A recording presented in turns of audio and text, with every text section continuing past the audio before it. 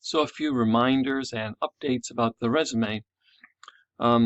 First of all, you want to get a good grade of the resume. At least start by fulfilling the minimum requirements. Okay? And a reminder, minimum is 4 HTML pages, unified by design. In other words, all of the, obviously designed to go together. And having your CSS in a separate file linked to each of them will pretty well assure that. One of those 4 files, needs to be an index.html. That is your cover letter or welcome page. And it must include a photograph of you. Then, of course, of those 4 pages, 2 of them, as a minimum, and probably more, but as a minimum, have to be resume-like. And you need to have a photo, and it says strongly encouraged, but it's required. But the minimum requirement is to have at least 1 photo on each of those pages. And different photos, all right, not just repeating the photo from the index. And then you need to have 1 page which is samples of your work, examples, whatever you want to call it. Of course, you can name these pages what makes sense. Well, it should be something that makes sense and makes sense to you too. All right, so what's going to be in there? It could be audio, video, text, links to publications, links to PDFs, Word documents, or other files. You may have more than 1 page. Obviously, I'd like you to present it kind of visually. You could consider this would be moving into the area of extra points, but consider gallery, sub-pages, additional pages, as far as the samples area goes. You're definitely, once you get in the samples area, and even before that now, your resume is different than other people in the class. Everybody's is becoming more and more unique. All pages must have navigation, regular, almost certainly horizontal at the top of the page. All must have at least 1 piece of art. In addition, if you do repeat like a mug shot, like some people put their photo in a banner kind of setup, and that's on every page, that's okay, but that doesn't count as the photo on every page. It must be a different photo that has to do with the content. It must include contact information and copyright on all pages. It must have appropriate absolute links to external websites. Everything should be linked the first time we see it, if it's a significant thing. All right, and so that's pretty much the basic minimum requirements. But as usual, you have to ask yourself, do you want a minimum grade? You probably want a little better than that, right? Than just, a C kind of grade. So you need to avoid errors, and you need to potentially do some things to give yourself a boost. What some of the common errors are? What if you have stuff in your root folder, maybe images or other documents or things that you decided not to use, or extra copies of things? That would be a problem. So the only thing in the root folder and its subfolders, and there should be subfolders. Remember, I asked you earlier in part of Resume 5, I guess this is going to the category of minimum requirements, to have at least 1 subfolder for images. And you probably have multiple subfolders because you're getting more and more content, you have to keep it organized.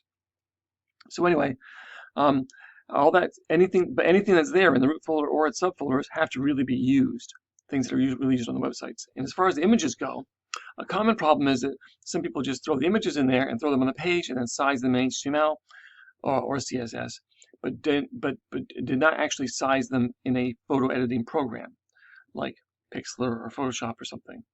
So in other words, the size of the images that you use should be the size of the images as they appear should be the true size of the image. You need to size your images. And I can usually tell if this is the case because I'll just look at your images, and if I see any remarkably large file sizes, I will know, I will check to see, did you really use it that big? That's unlikely because your images start out very large before you edit them. All images need alt text, yes. You need good H1s and titles. Every page has to stand on its own with its own H1, its own title. Links, having the links in the right places. I think a common error is people putting links into headings, for instance, or not having links, or only having a couple of links when they need to have more. And also another problem is the color scheme, especially as it relates to links. If your visited and your static state are too similar, or if any of them look too much like other colors you already are using, if I don't get a good feedback when I hover over them, that whole color scheme. And the other part of the color scheme, which is a common problem, is there a good contrast between your background color and the text color that I'm reading? And then how can you get some extra points? Well, if you use extra images, but make sure, first of all, any image you use, make sure it's used big enough, right? That's a common problem, is that images, especially images of large things like, buildings or outdoors or groups of people or stuff, sometimes you end up using them way too small. So make sure, this is even more of an issue when you have multiple images. You don't want your multiple images to all be the same size. You definitely want to pick one image to be the dominant image, and then publish other images, and maybe you have 2 or 3 be secondary, so they'd be smaller. And the size difference should be at least 2 to 1. So when you come up with your planning your images, you may find, because all of a sudden you got a really good photo of one thing, maybe you need to move that thing to the top of the page. If your volunteerism has a really good photo, but your clubs or stuff doesn't, the photo isn't so good, well then maybe you need to reorganize those. Because it'd be nice to have your dominant image on or near the top of the page also. Captions for images I think are really useful to have. You probably don't need one on your mugshot on the index page. Use social media icons as opposed to just social media links. Do a gallery for samples, and maybe even have subpages to the gallery items. So yes, you gave us a small image of that photograph or PDF poster or something or other, right? Now it should go to a large page. This isn't really this isn't something you do if you had like links to published articles. Of course, we will go to a different page for those. I'm talking about the things you are providing yourself in a folder if you have any documents you're showing us. Some people, one thing I've mentioned before is the idea of using the box model. So the spacing between headings and paragraphs and so on and so forth. The idea of kind of getting things, separating things that don't go together as much, so the things that do go together feel like they're more grouped. Think about some minor tweaking of spacing with the box model. Something that few people do, but is an option, is to, on your cover letter, you could put as an image, put your signature there. But it would require some work in Photoshop if you feel comfortable with that, perhaps. And it would require you to make your signature a photograph or scan it too. You'd like to have a transparent background. Using a web font, which is not required at all, and don't do it unless you really want to, but that would be extra credit. Using a banner, especially if it really works with your color scheme and everything. Again, not required. Don't do it just to get the extra credit, but do it if you think it works for your resume. Doing more things to make your page more flexible. You are not required to have a page that is completely flexible for different screen sizes, but if nothing else, your margin should be, and maybe you'll do some other things too, which you may pick up in the Dreamweaver tutorial. Using a multi-column layout, frankly, I think this would be unusual to do. Only over the years a couple of students have, and it can work so-so. But if for some reason you really want to, yes, it'd be more work, but yes, you could try it. Inserting a table. What would the table be of? This has been rarely done by past students.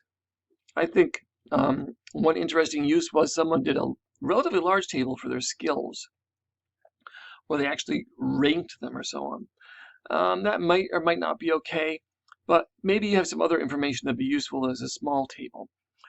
But again, it's rare, so I wouldn't spend a lot of time thinking about that. Having embedded video and audio on your samples page, I would imagine it would be. That would definitely be extra credit. Perhaps using Flexbox or any other stylish things which aren't mentioned here, like maybe some fancy boxes, drop shadows, other extras that aren't mentioned here, but they've been in the textbook and you have read about them. Again, you only do these things if they make sense with your color scheme and your design and so on. So please just throw that all in a pile of stuff you're thinking of and options for your resume, but don't let it keep you from getting the base part of the resume done and done right also.